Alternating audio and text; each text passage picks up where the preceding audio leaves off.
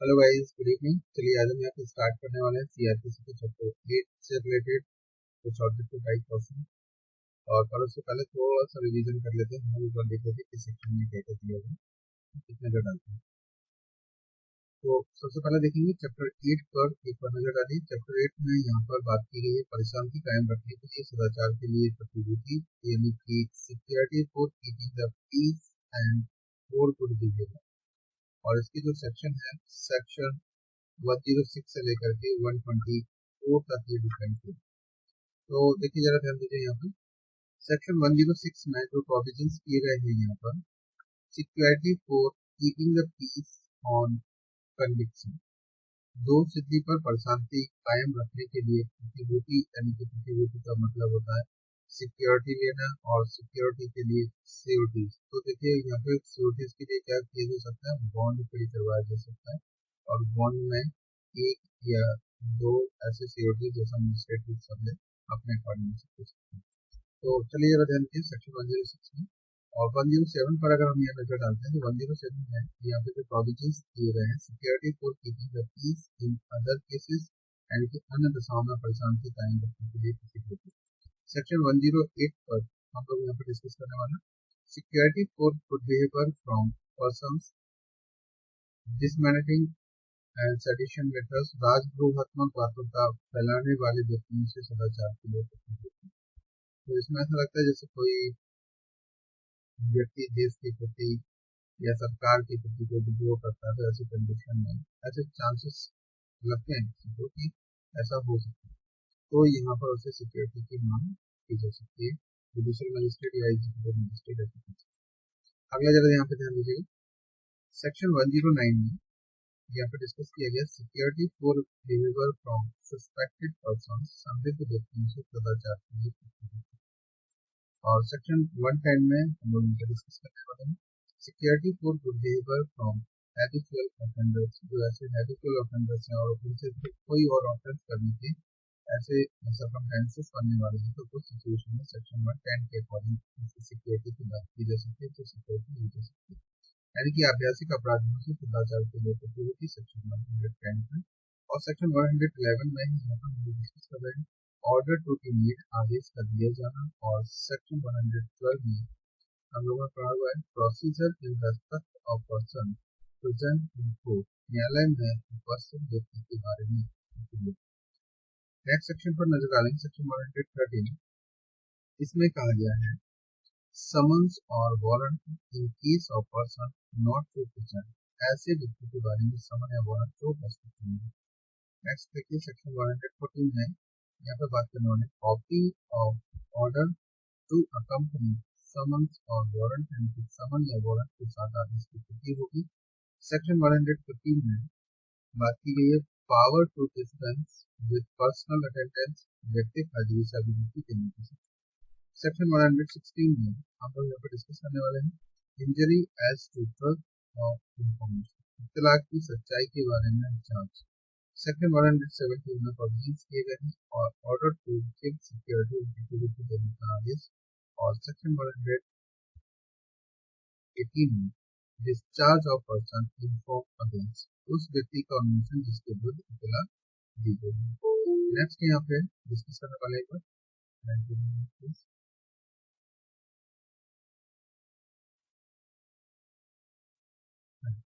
Next section है 119 और इसमें हम लोग इनको चेक कर रहे हैं commitment of period for which security is required, जिस अवधि के लिए प्रतिभूति अपेक्षित की गई है उसका प्रारूप। नेक्स्ट देखिए सेक्शन 120 पर कंटेंट्स ऑफ बॉन्ड, यानी बंद पत्र की अंतर्वस्तु। सेक्शन 121 में हम लोग यहाँ पे डिस्कस करने वाले हैं power to reject securities and securities, प्रतिभूतियों को अस्वीकार करने की शक्ति। फिर से रिपीट कर रहा हूँ एक बार, section 121 power to reject securities and प्रतिभूतियों को अस्वीकार करने की शक्ति। और सेक्शन 122 में imprisonment in default of security, यानी कि प्रतिभूति देने में व्यतिक्रम होने में कारावास। सेक्शन 123 में power to release persons information for calling to their security यानी प्रतिभूति देने में असफलता के कारण कारावासी व्यक्ति को छोड़ने की शक्ति। नेक्स्ट यहाँ पर नजर डालें 6.24 में 24 में बात की है security for unexpired period of bond बंद पत्र की शेष अवधि के लिए प्रतिभूति। नेक्स्ट यहाँ पर नजर डालें हम लोग चलते हैं सीधे अब यहाँ से डायरेक्ट आवाज ही नहीं आ रही है ऑब्जेक्टिव टाइप क्वेश्चन के लिए। एक मिनट चलिए ध्यान दीजिए चैप्टर 8 में यहाँ पर डिस्कस किया गया है परिशांति कायम रखने के लिए और सदाचार के लिए प्रतिभूति यानी security for keeping the peace and for good behaviour. Section 106 से लेकर के 124 तक ये डिस्कस किया गया। इसके संबंध में हम लोग यहाँ पर अभी क्वेश्चन आंसर सॉल्व करने वाले हैं। तो चलिए जरा क्वेश्चन नंबर फर्स्ट पर एक बार नजर डालते हैं। यहाँ पे बात की गई किस अपराध के लिए एक दोष सिद्ध व्यक्ति के लिए परिशांति कायम रखने के लिए बंद पत्र निष्पादित करने को कहा जा सकता है।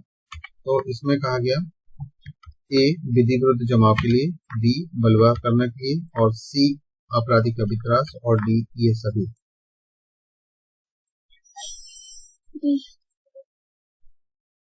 डी इसमें राइट आंसर है।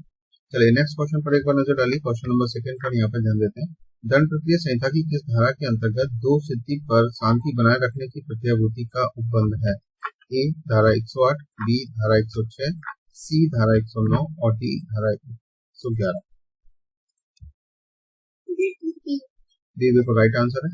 क्वेश्चन नंबर 3 पर एक बार नजर डालिए दंड प्रक्रिया संहिता की धारा 106 में अच्छे आचरण हेतु बंद पत्र निष्पादित करने हेतु आदेश देने का अधिकार है। ए केवल न्यायिक मजिस्ट्रेट को, बी केवल पुलिस आयुक्त को, सी केवल कार्यपालक मजिस्ट्रेट को और इसके बाद में डी पर हम लोग डिस्कस करते हैं इनमें से कोई नहीं। हाँ ये बिल्कुल राइट आंसर है आपका।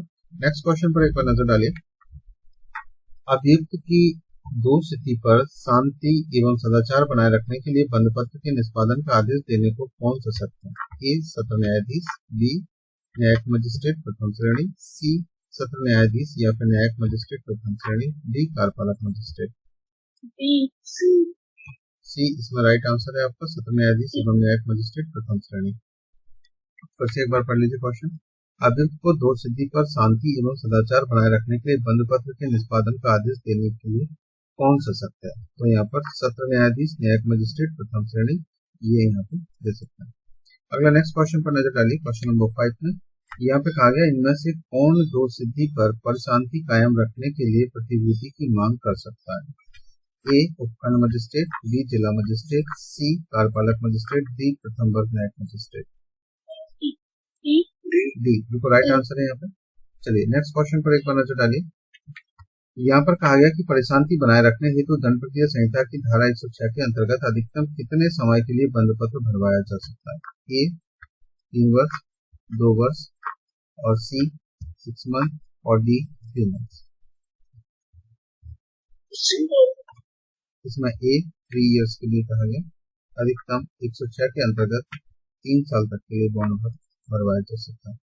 नेक्स्ट देखें क्वेश्चन नंबर 7 पर एक बार नजर डालिए।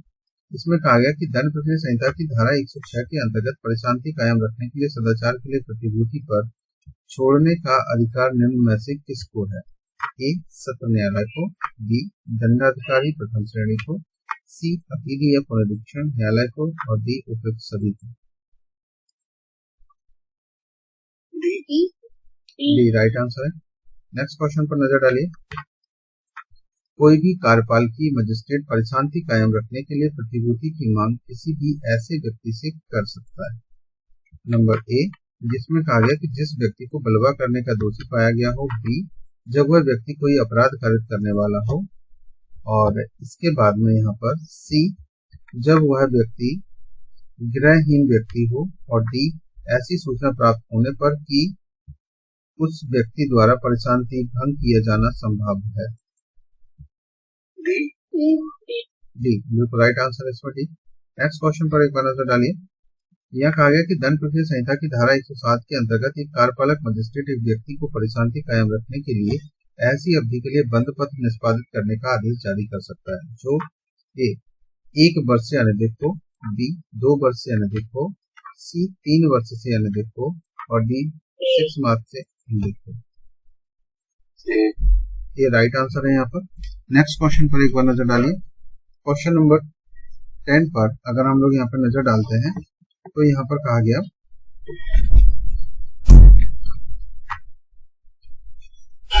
आपराधिक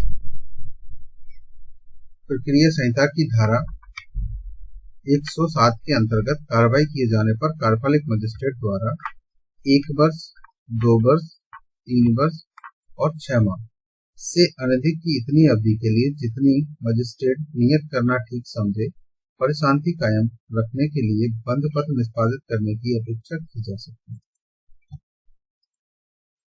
है। ए मतलब 1 वर्ष 107 के पद।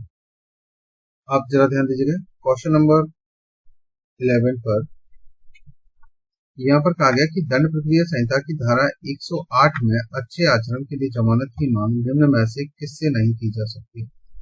ए आवारागर्द या संदेहास्पद व्यक्तियों से, बी आतंक अपराधियों से, सी एक अपराध के अभियुक्त से और डी ऐसे व्यक्ति से जो राजद्रोह की सामग्री प्रचारित करते हैं।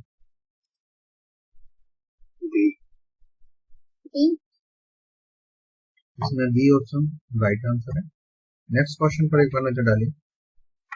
यदि कोई व्यक्ति अश्लील वस्तु विक्रय के लिए रखता है तो उस व्यक्ति से सदाचार के लिए बंद पर निष्पादित करने की अपेक्षा कौन कर सकता है?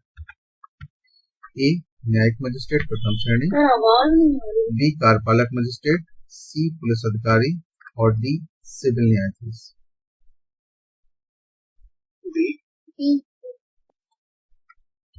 नेक्स्ट क्वेश्चन देखिए एक बार मैं फिर से रिपीट कर रहा हूँ, ध्यान दीजिएगा। क्वेश्चन नंबर 13 पे जरा देखिए। कोई कार्यपालक मजिस्ट्रेट संदिग्ध व्यक्तियों से सदाचार के लिए प्रतिभूति के रूप में बंद पत्र निष्पादित करने का आदेश कितनी अवधि का दे सकता है? तो अवधि है यहाँ पर 1 वर्ष से अनधिक अवधि के लिए, बी 6 माह से अनधिक अवधि के लिए, सी 2 वर्ष से अनधिक अवधि के लिए और डी 1 माह से अनधिक अवधि के लिए। ये बिल्कुल राइट आंसर है आपका। नेक्स्ट क्वेश्चन पर एक बार नजर डालिए। संदिग्ध व्यक्तियों के प्रतिभूति लेने की शक्ति किसे है? ए प्रथम श्रेणी न्यायिक मजिस्ट्रेट को, बी कार्यपालक मजिस्ट्रेट को, सी जिला न्यायाधीश को, डी पुलिस अधीक्षक को। बी बिल्कुल राइट आंसर है, कार्यपालक मजिस्ट्रेट को। नेक्स्ट क्वेश्चन पर एक बार नजर डालें। दंड प्रक्रिया संहिता की धारा 110 में सदाचार के लिए प्रतिभूति सहित बंद पत्र निष्पादित करने की अधिकतम अवधि है। ए 6 महीने, बी 1 वर्ष, सी 2 वर्ष और डी 3 वर्ष। इसमें डी आंसर सही है। क्वेश्चन नंबर 16 पर एक बार नजर डालिए। आदतन अपराधियों से शांति व सदाचार बनाए रखने के लिए प्रतिभूति देने का आदेश दे सकता है। ए मुख्य न्यायिक मजिस्ट्रेट, बी कार्यपालक मजिस्ट्रेट, सी न्यायिक मजिस्ट्रेट प्रथम श्रेणी और डी उपरोक्त सभी। इसमें बी बिल्कुल राइट आंसर है, कार्यपालक मजिस्ट्रेट। नेक्स्ट क्वेश्चन पर एक बार नजर डालिए। इसमें निम्नलिखित में से कौन सा कथन अभ्यासिक अपराधियों से सदाचार के लिए प्रतिभूति के बारे में असत्य है? ए केवल कार्यपालक मजिस्ट्रेट बंदपत्र निष्पादित करने का आदेश दे सकता है, बी ऐसा बंदपत्र प्रतिभूतियों सहित होना चाहिए, सी में ऐसा बंदपत्र प्रतिभूतियों रहित हो सकता है, डी में ऐसा बंदपत्र 3 वर्ष से अधिक का नहीं होना चाहिए। इनमें से देखने पर क्या आंसर है? सी। इसमें सी राइट आंसर है, ऐसा बंदपत्र प्रतिभूतियों रहित हो सकता है। कब? जब अभ्यासिक अपराधियों सदाचार के लिए प्रतिभूति के बारे में असत्य है, सत्य नहीं पूछा, असत्य पूछा। क्वेश्चन नंबर नेक्स्ट क्वेश्चन पर एक बार नजर डालें। एक अभ्यासिक अपराधी धारा 110 दंड प्रक्रिया संहिता 1973 में ऐसा व्यक्ति होता है, नंबर ए जो धारा 110 में वर्णित अपराध करता है तथा जिसके विरुद्ध 2 से अधिक अपराध किए जाने का अभिलेख उपलब्ध हो, बी जो अभ्यस्ता उन व्यक्तियों के साथ रहता है जो अपराध करते हैं, सी जो अभ्यस्ता अपराध करता है, डी जो उन व्यक्तियों से व्यवहार करता है जो अभ्यस्ता अपराधी है। सी।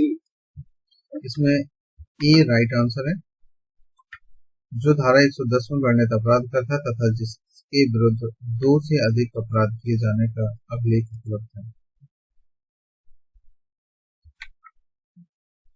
क्वेश्चन नंबर 19 पर एक बार नजर डालिए। निम्नलिखित में से कौन से अपराध का प्रावधान दंड प्रक्रिया संहिता की धारा 110 के अंतर्गत नहीं किया गया है, जिसके अंतर्गत एक कार्यपालक दंडाधिकारी यह निश्चित करता है कि ऐसे व्यक्ति से उसे अपने सदाचार के लिए बंधपत्र निष्पादित करने का आदेश क्यों न दिया जाए। यहाँ पर कहा गया ए औषधि एवं प्रसाधन सामग्री अधिनियम 1940, बी दहेज प्रतिषेध अधिनियम 1961, सी विदेशी मुद्रा विनिमय अधिनियम 1973, डी में अस्पष्टता अपराध अधिनियम 1975।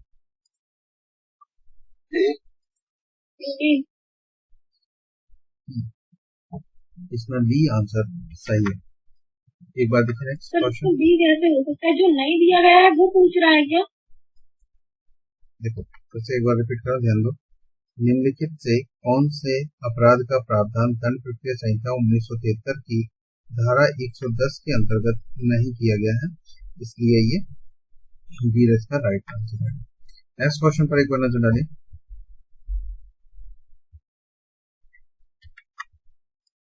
फौजदारी प्रक्रिया संहिता में निर्धारित सीमा की अवधि निम्नलिखित में से किसके तहत आने वाले अपराधियों पर लागू नहीं होती है। यहाँ कहा गया ए आयकर अधिनियम 1961, बी सीमा कर अधिनियम 1962, सी विदेशी मुद्रा प्रबंध अधिनियम 1999 और उपयुक्त सभी।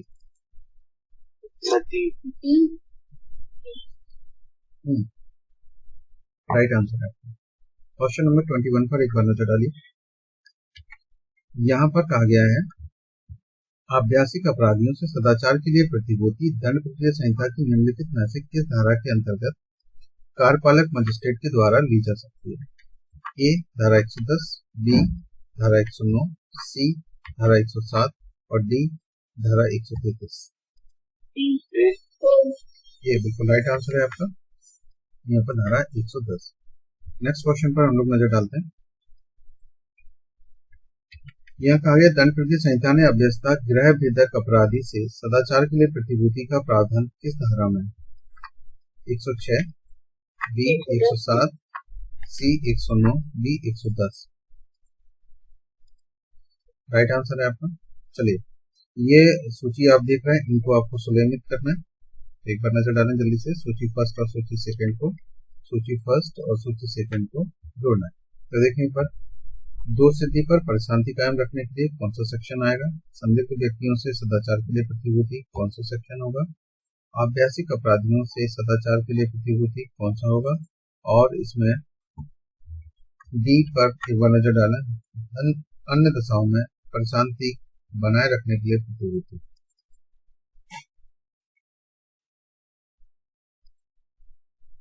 ऑप्शन आ गया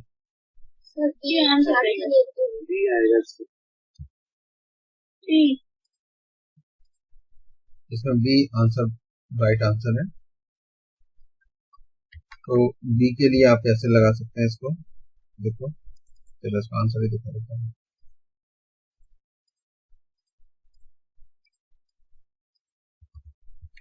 देखिए दो स्थिति पर परिशांति कायम रखने के लिए और संदिग्ध व्यक्ति सदाचार के लिए, आभ्यासिक अपराधियों से और अन्य दशाओं में 107। ठीक है, चलो नेक्स्ट क्वेश्चन पर एक बार नजर डालिए। दंड प्रक्रिया संहिता की किस धारा के अधीन आभ्यासिक अपराधियों से सदाचार के लिए प्रतिभूति दी जा सकती है? 109, 110 और सी 111 और डी 112। बी राइट आंसर है यहाँ पर। नेक्स्ट क्वेश्चन पर नजर डालते हैं।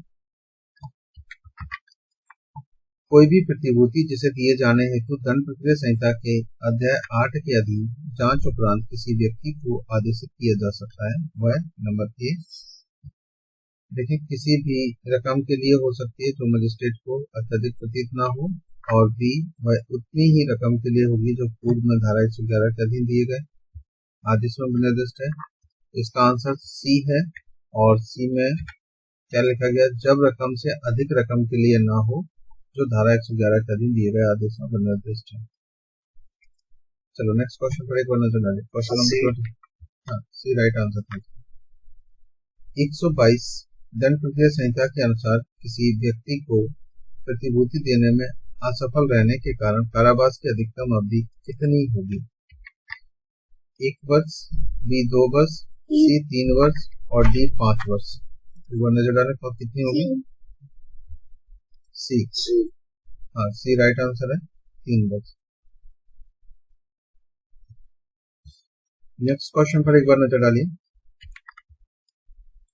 परिशांति कायम रखने के लिए प्रतिभूति देने में असफल रहने पर कारावास होगा।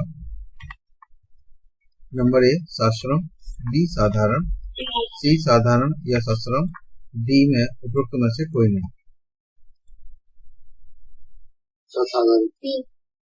B right answer. चलो नेक्स्ट क्वेश्चन पर एक बार नजर डालिए। सूची फर्स्ट और सेकंड को सुनिश्चित करना है। सूची फर्स्ट और सेकंड ये दी गई, इसके 4 ये ऑप्शन दिए गए, इनमें से एक बार जल्दी से देख लीजिए। ए में पुलिस द्वारा साक्षियों की परीक्षा कौन सी धारा में की जाएगी? बालासन के अपराधी की चिकित्सा व्यवसायी द्वारा परीक्षा कौन से सेक्शन में? बालासन के शिकार हुए व्यक्ति की चिकित्सीय परीक्षा कौन से सेक्शन में दी गई? और बर्बादी की परीक्षा।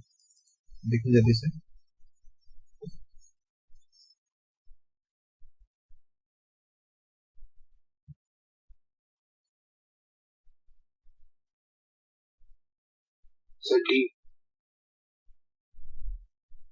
और कोई?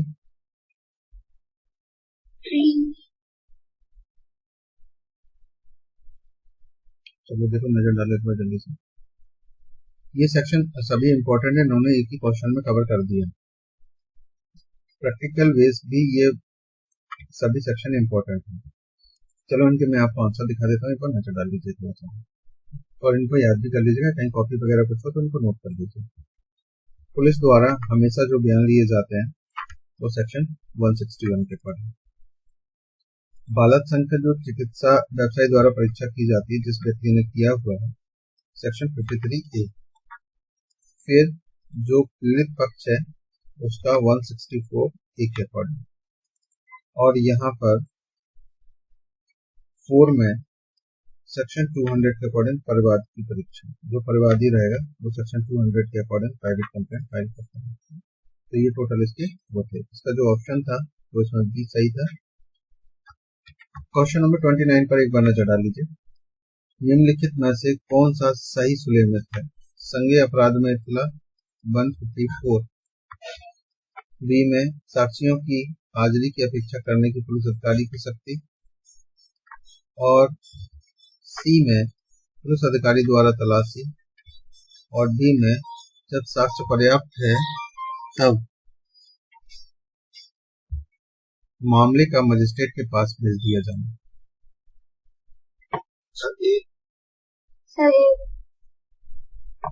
बिल्कुल राइट आंसर है।